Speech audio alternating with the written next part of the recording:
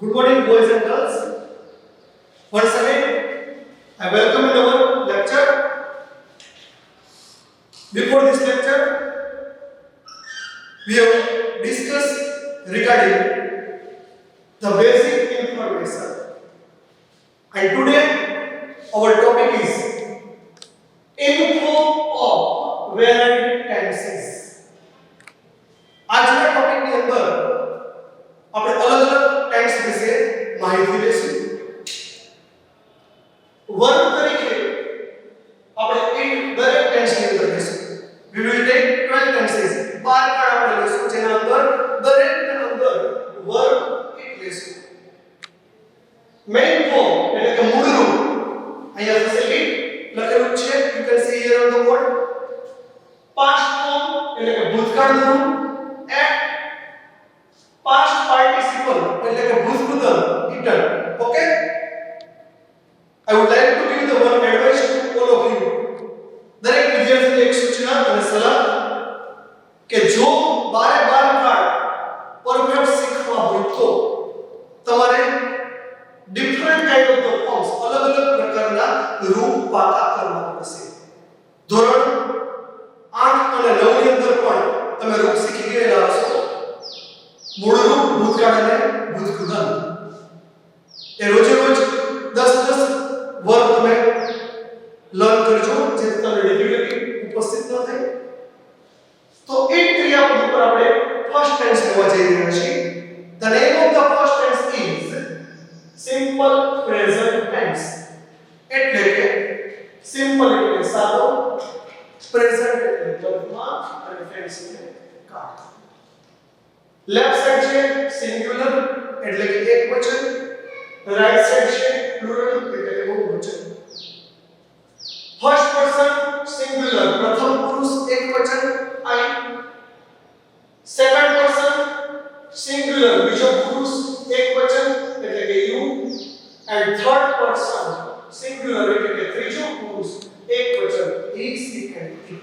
Okay, this side first person plural પ્રથમ પુરુષ બહુવચન we, second person plural બીજો પુરુષ બહુવચન you, third person plural ત્રીજો પુરુષ બહુવચન એટલે કે they. આ એક ચાર્ટ યાદ રાખજો. બધા જ ટેન્સની અંદર આવું કર્યું છે આપણે. I નું બહુવચન we, you નું બહુવચન you, and he, she, it એનું બહુવચન થશે they. Okay, number 1, હું ખાઉં છું. જો એવું બોલવું હોય તો કેટલું શું લખી શકાય? I eat. હું ખાઉં છું. સબ્જેક્ટ એન્ડ વર્બ કર્તા અને મુખ્ય ક્રિયાપદ. એના અંદર જો ઇન્ક્લુડ કરવું હોય આપણે કે હું સફરજન ખાઉં છું તો I eat an apple થઈ ગયું. સબ્જેક્ટ એટલે કે કર્તા, મૂળ ક્રિયાપદ અને એન એપલ શું બનશે? આપણું ઓબ્જેક્ટ એટલે કે કર્મ. હું સાંજે 6 વાગે સફરજન ખાઉં છું એવું બોલવું હોય તો લખી શકાય I eat an apple at 7 pm. It's okay. અને એનાથી પણ ડીપમાં વાત કરવી હોય સ્ટ્રક્ચર જેટલું તમે લેન્થ વર્ડ બનાવો એક એક શબ્દ ગુજરાતીમાં ઇન્ક્લુડ કરો એ જ રીતે ઇંગ્લિશમાં પણ વર્ડ્સ ઇન્ક્લુડ થઈ જાય.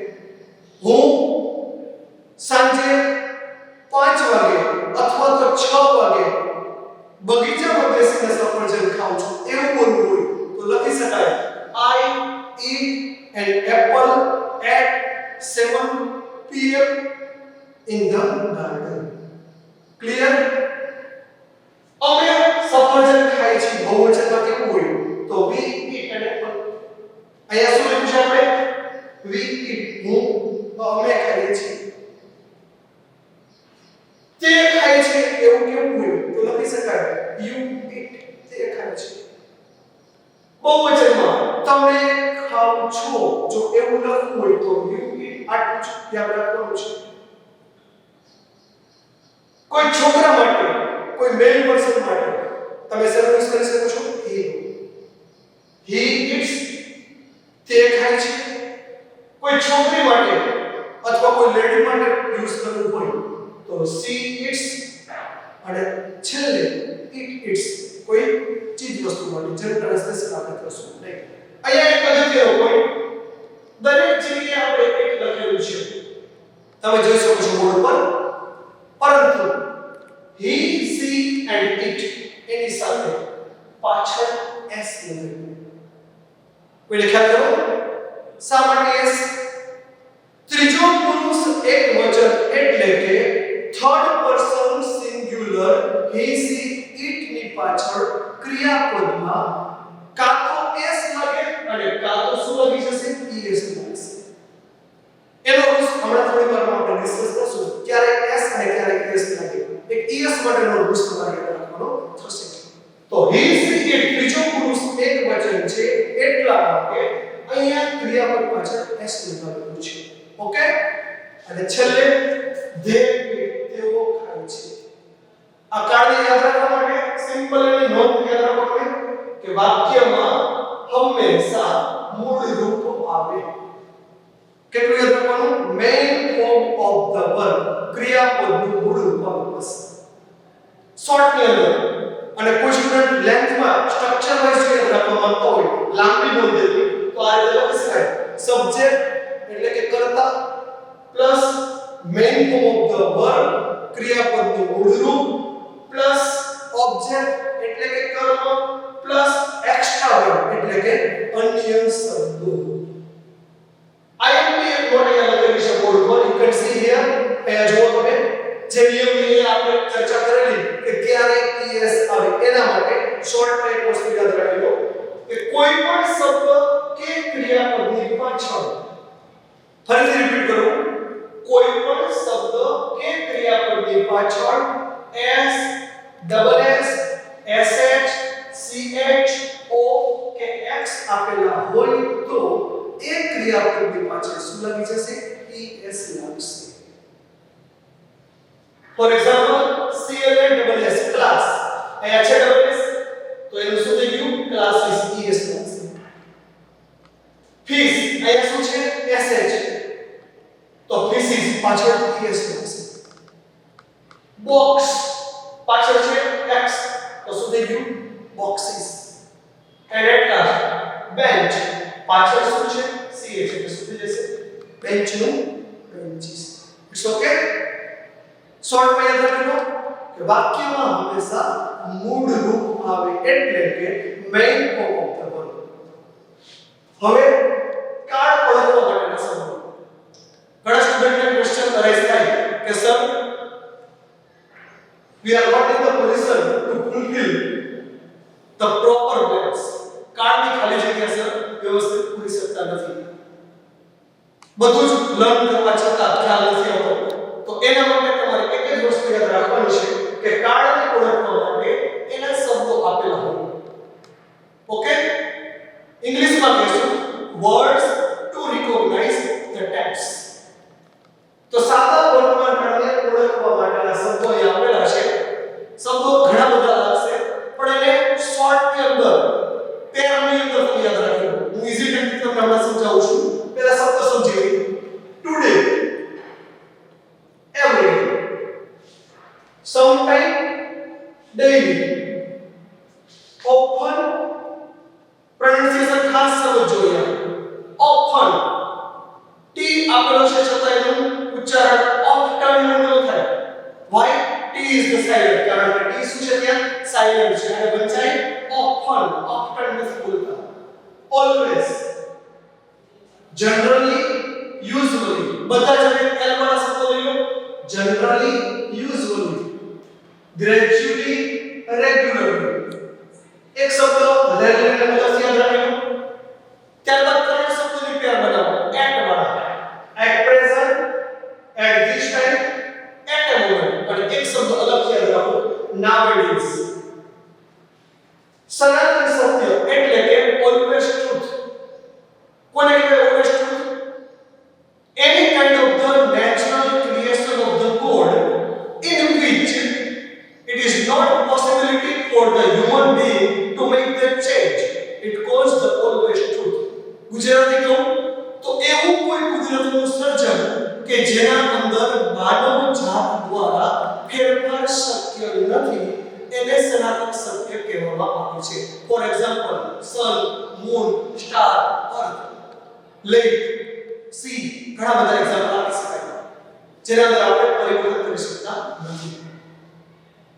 ફરી એકવાર શબ્દની પેર બનાવી લો. ટુડે એટલે આજે, એવરીડે એટલે દરરોજ, સમટાઈમ એટલે કોઈક વાર, ડેઈલી એટલે દરરોજ, ઓફન એટલે વારંવાર, ઓલવેઝ એટલે હંમેશા, જનરલી અને યુઝ્યુઅલી એટલે સામાન્ય રીતે, ગ્રેજ્યુઅલી ધીમે ધીમે, રેગ્યુલરલી એટલે નિયમિત, રેરલી એટલે ભાગ્યે જ, એટ પ્રેઝન્ટ હાલમાં, એટ ધીસ ટાઈમ આ સમયે, એટ એ મોમેન્ટ આ ક્ષણે, નાવેડેઝ હાલના દિવસોમાં, સનાતન સત્ય કે કહેવત આપેલી હોય ત્યારે ખાલી જગ્યાના અંદર સાદો વર્તમાન કાળ બને. ઓકે, તો વર્ડ્સ ની પેર બનાવી લો જેથી તમને સરળ થશે. નાઉ blanks of this text આ ખાલી આપણે ખાલી જગ્યા લઈશું. Okay, number 1 today comma I dash the pill into bracket C. કાળો રંગનો શબ્દ છે today. ઓકે, તો I સાથે શું આવશે? C નું રૂપ એમ જ રહેશે. તો C નું C. Today I see the film. આજે હું પિક્ચર જોઉં છું. Simple structure. સાવ સરળ છે. Number 2 my mother always dash the board into bracket pray. કાળો શબ્દ પેલો તો always. my mother third person singular એટલે કે his it, તો his it એના પહેલા ડિસ્કસ કરી લેફ્ટ સાઈડમાં બોર્ડ પર લખેલું છે કે his it હોય ત્રીજો કોન્સેપ્ટ પર છે શું થઈ જાય s આપણો s લાગશે તો પ્રે ની પાછળ શું લાગી ગયું s. my mother always prays the Lord. મારા માતા હંમેશા ભગવાનને પ્રાર્થના કરે છે. કેવું સ્ટ્રક્ચર? સિમ્પલ પ્રેઝન્ટ ટેન્સ, રોજિંદી ક્રિયા થઈ ગઈ. ઓકે, નંબર 3 ટુ બ્લેન્ક્સ, બે ખાલી જગ્યા. અહીંયા ખાસ યાદ રાખવાનું છે વિદ્યાર્થી મિત્રો, કેટલી ખાલી જગ્યા છે? બે. Dash you daily dash TV question mark into bracket two watch. બે ખાલી જગ્યા આપેલી છે. ઓકે, કાળનો શબ્દ છે ડેઈલી, બેક સાઈડ શું છે? Question mark. તો સાદો વર્તમાન કાળ અને બે ખાલી જગ્યા હોય ત્યારે શરૂઆતની ખાલી જગ્યાની અંદર કાં તો ડુ આવશે કાં તો શું આવશે? ડઝ આવશે. યુ સાથે શું આવે? ડુ. અને ડુ જ્યારે મૂકો છો ત્યારે વોચ નું મૂળ રૂપ જ રહેશે. વોચ નું વોચ. ફરીથી રિપીટ કરી. Do you daily watch TV? Gujarati કરી દો. શું તમે રોજ ટીવી જોવો છો? રાઇમિંગ સ્ટાઇલમાં તમારે બોલવું પડે. કેવી રીતે અંદર? રાઇમિંગ રીતે. there is a different type of the rhythm, right? અલગ અલગ પ્રકારની રિધમ આવે. I am big, anapist, trochee and daptile.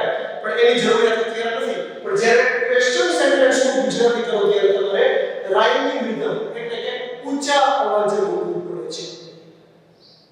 Number 4 dash અમે regularly dash the party question mark into bracket attend. અહીંયા પણ જો કાળો શબ્દ કયો છે? રેગ્યુલરલી. કેટલી ખાલી જગ્યા? 1 and 2. બેક સાઈડ શું છે? પ્રશ્નાર્થ.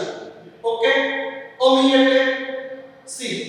તો his it માં પ્રશ્નાર્થમાં શું આવશે? અહીંયા does. does મૂકવું એટલે attend નું શું રહેશે? attend નું રહેશે. does અમે regularly attend the party?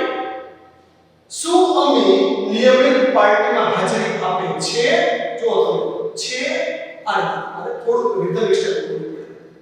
Okay, તો I we you અને જે સાથે do આવે, his it ની સાથે does આવે અને do કે does મૂકો ત્યાર પછી સેકન્ડ ખાલી જગ્યા છે એના અંદર બ્રેકેટમાં જે વર્ગ છે કે મૂળ રૂપ એમને એમ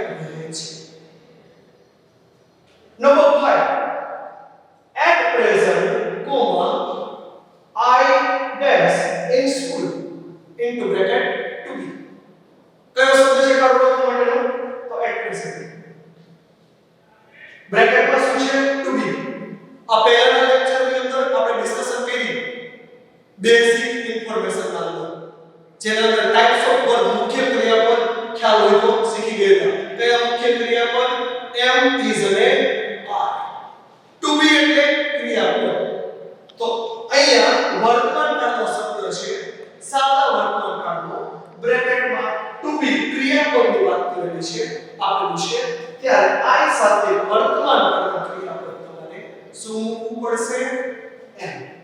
At present I am in school. હાલમાં હું શાળામાં છું. It's a simple process. It's a simple present tense. Okay? સાદી ક્રિયા વર્તમાનમાં જે ક્રિયા ચાલુ છે સિમ્પલ ક્રિયા એના માટે સાદો વર્તમાન કાળ છે. Number 6 the sun dash in the east. કેવું સેન્ટેન્સ always truth. sun સૂર્ય બ્રેકેટમાં શું છે rise. ફરી એકવાર રિપીટ કરું the sun dash in the east into bracket rise. તો rise નો જવાબ શું થશે rises. The sun rises in the east. સૂર્ય પૂર્વમાં ઉગે છે અને એનું જો ઓપોઝિટ બોલે તો એક્ઝામ્પલ આપો the sun dash in the west into bracket set જો આપેલું હોય તો the sun sets in the west. સૂર્ય પશ્ચિમમાં આથમે છે. Okay, so today in our lecture we have discussed about info of varied tenses જેના અંદર આપણે પહેલો કાળ લીધો છે જેનું નામ સિમ્પલ પ્રેઝન્ટ ટેન્સ સાદો વર્તમાન કાળ કઈ રીતે બને એ લેફ્ટ સાઈડ રાઈટ સાઈડ વગર તમને સમજાવેલું છે. એની સાથે કાળના માટે માત્ર તમારે સાદી એક નોંધ યાદ રાખવી પડશે કે વાક્યમાં હંમેશા મૂળ રૂપ આવે. ત્યારબાદ ક્રિયાપદ પાછળ ક્યારે s કે es આવે એના માટે imp નોંધ છે એ યાદ રાખવું પડશે. કઈ રીતે સાદા વર્તમાન કાળમાં અને કયા પ્રકારના ખાલી જગ્યા બને એને યાદ રાખવા માટે તમારે અહીંયા કાળ ઓળખવાના શબ્દો આપેલા છે એ શબ્દોને પાકા કરવા પડશે. શબ્દો કદાચ ઝાઝા છે એવું લાગે પણ I have given you the tip. એક ટીપ આપેલી છે જેના અંદર તમે સમજી શકશો કે પેર બનાવી. ઓકે, નહીં તો શબ્દ કદાચ ન યાદ રહે બોલે પણ બબેની પેર બનાવો જેથી સરળતાથી યાદ રહી શકશે. અને ત્યારબાદ એ કાર્ડથી પેર 6 બ્રેક્સ બને છે. Clear? So we are completing the simple present tense. સાદો વર્તમાન કાળ આજે પૂર્ણ કરી છે. If anybody has doubt, then ask without hesitation in our next lecture. If you have any question, then ask without hesitation. And if you don't ask the question, then you are not in position to make the solution of it. હું એટલે જ વાત કહેવા માંગુ છું કે જો પ્રશ્ન મનમાં હોય તો તરત ટીચરને પૂછી લો. જો પ્રશ્ન પૂછશો તો જ એનું સોલ્યુશન આવી શકશે. ઓકે, એટલે મનમાં ક્વેશ્ચન ને નહીં રહેવા દે. કોઈ પણ ડિફિકલ્ટી હોય you can ask me in our next lecture. So we conclude